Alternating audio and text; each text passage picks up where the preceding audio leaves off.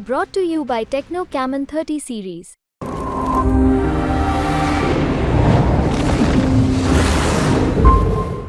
लालू जी की साजिश मेरे खिलाफ है और एक पहलवान लालू जी का उपेंद्र कुशवाहा के मुकाबले नहीं टिक सकता है तो उन्होंने ही दो पहलवान खड़ा किया है। हालांकि कहीं भी प्रतियोगिता में एक पहलवान के खिलाफ दो पहलवान लड़ने आए ऐसा होता नहीं है, लेकिन अब लालू जी है दो पहलवान कौन, मतलब पवन सिंह जिसकी चर्चा आप कर रहे हैं, पवन सिंह भी आरजेडी के पहलवान। बिल्कुल लालू यादव जी ने जानबूझकर दो पहलवान मेरे खिलाफ खड़ा किया है। लेकिन अब 2 कर लें या 200 कर लें कोई फर्क नहीं पड़ने वाला।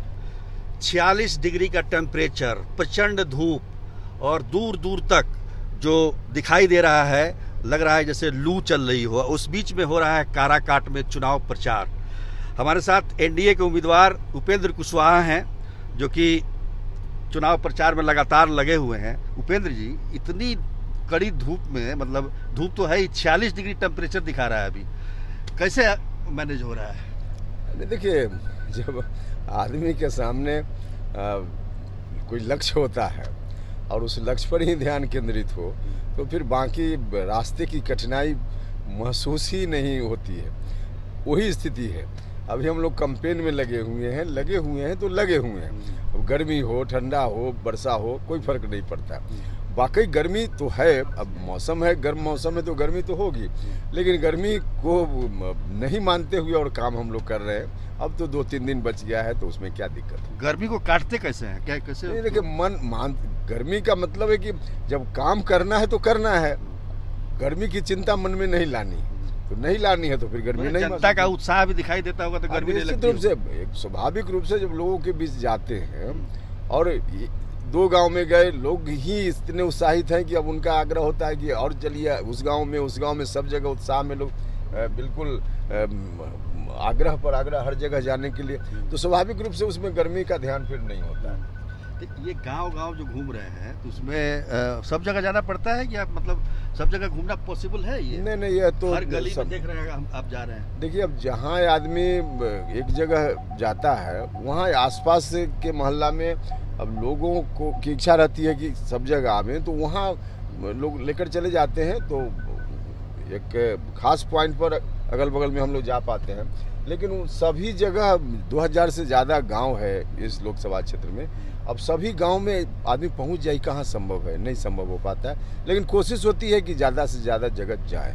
आप 2014 में यहाँ से चुनाव जीते थे काराकाट से, और 19 में हार गए थे, फिर चुनाव मैदान में है। पहले के चुनाव में अब के चुनाव में क्या अंतर लग रहा है? क्योंकि 2014 में आप पहली बार इस क्षेत्र को आपने चुना था। हाँ, देखिए, 2014 में हम एनडीए गठबंधन से उम्मीदवार थे। 2019 में तो अलग परिस्थिति बनी थी, एनडीए से उम्मीदवार हम नहीं थे। तो इस बार 14 में जो लोगों ने मुझको आशीर्वाद दिया, 5 साल तक हमने प्रतिनिधित्व किया और जो काम भारत सरकार में मंत्री रहते हुए अपने क्षेत्र के लिए करना आवश्यक था, संभव था, हमने किया है। और फिर इसका लोगों में है भी, तो लोगों ने काम दिया, फिर हमने किया। तो इस बार लोगों का भी भरोसा है। एक तो प्रधानमंत्री जी नरेंद्र मोदी जी के ऊपर अटूट भरोसा है लोगों का, और फिर हमने भी लोगों की सेवा की है। तो स्वाभाविक रूप से इस बार बाकी के पहले के चुनाव के मुकाबले इस बार ज़्यादा कंफर्टेबल महसूस कर रहे हैं। ज़्यादा मतलब इस बार आपको लग रहा है कि पहले से ज़्यादा?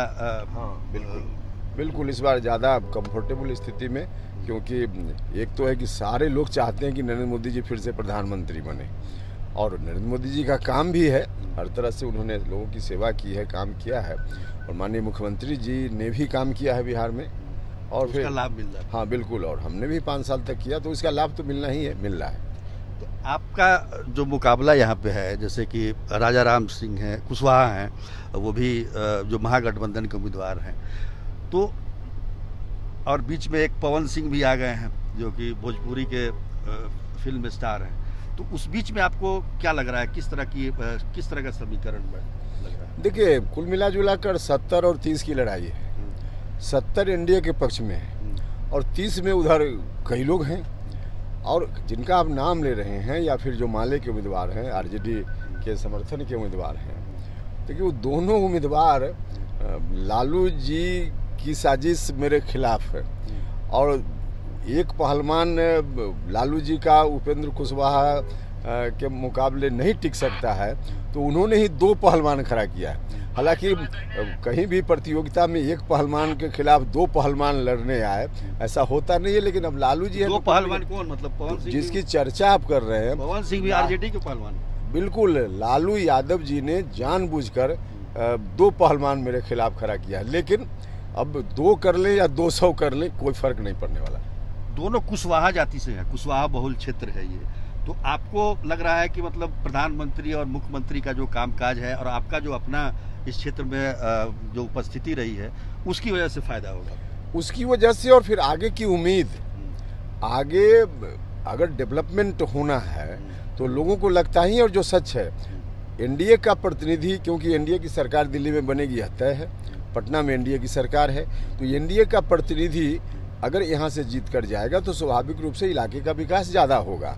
और हमने भी किया है, तो एक उम्मीद उस रूप में भी लोगों की है। तो लोग जो डेवलपमेंट चाहने वाले लोग हैं, सबकी उम्मीद है एनडीए से।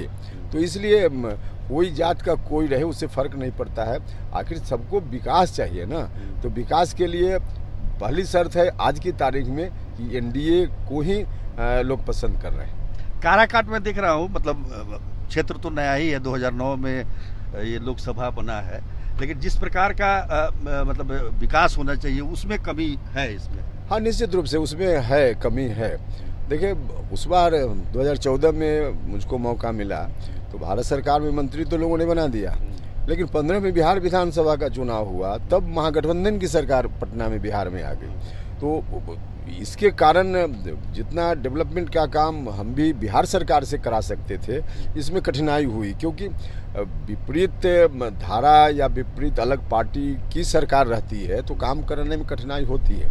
इस बार ऐसा नहीं, इस बार तो दिल्ली में एनडीए, पटना में एनडीए, तो इस बार ज़्यादा काम होगा। और लोग भी यह बात समझ रहे हैं कि इस बार काम बेहतर तरीके से होगा और ज़्यादा होगा। चुनाव के बाद मुख्यमंत्री जी फिर नहीं ना चले जाएंगे उधर? नीतीश आज ही बोले थे तेजस्वी यादव की 4 तारीख के बाद कुछ नहीं। अब देखिए, अब इस तरह से कह के नीतीश जी को अपमानित करने जैसा है, ऐसा नहीं है। अब ठीक है, बीच में तो चले गए थे उधर, तो हम तो पब्लिक डोमेन में जाकर सार्वजनिक रूप से उनसे आग्रह कर रहे थे कि आपने बहुत अच्छा काम किया इतने वर्षों में, बिहार को कहाँ से तो पैरवी भी कर रहे थे कि आ जाइए। हाँ, इसीलिए हम तो बार बार कह रहे थे कि आप गलत जगह हैं, आ जाइए। तो आ गए। अब फिर जो तेजस्वी यादव कह रहे हैं उसका कोई मतलब नहीं, फालतू की बात है। तो मतलब क्या चाहते हैं तेजस्वी यादव ऐसा बोल के?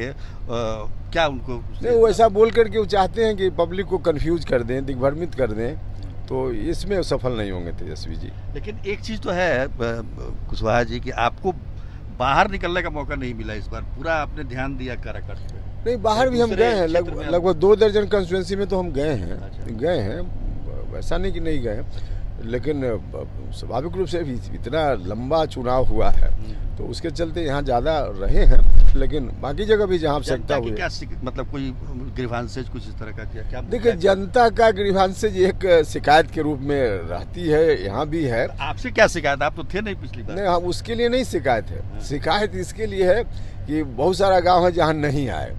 अब हम नहीं भी प्रतिनिधि हैं 5 साल से, तो भी लोगों को लगता है ना कि प्रतिनिधि रहिए चाहे नहीं रहिए, आपको आना चाहिए हमारे गांव में। अब 2000 से ज़्यादा गांव है। अब यह ठीक है कि हम मंत्री रहते हुए भी जितनी बार हम क्षेत्र आते जाते रहे हैं, शायद कोई मंत्री रहते हुए उतनी बार क्षेत्र आया गया हो, लेकिन फिर भी सब गांव में तो नहीं पहुंचते ना हम लोग। तो जहां नहीं गए वहां के लोगों की शिकायत तो रहेगी, और यह शिकायत सही है। लोग कहते हैं कि हमारे गाँव में नहीं है, तो बिल्कुल उनके गाँव में नहीं गए तो शिकायत तो है। तो इस तरह की बात है, बाकी और कोई काम को लेकर बहुत शिकायत नहीं है। गृह मंत्री आए थे अमित शाह, उन्होंने कहा कि उपेंद्र जी को इस बार बड़ी जिम्मेदारी देंगे।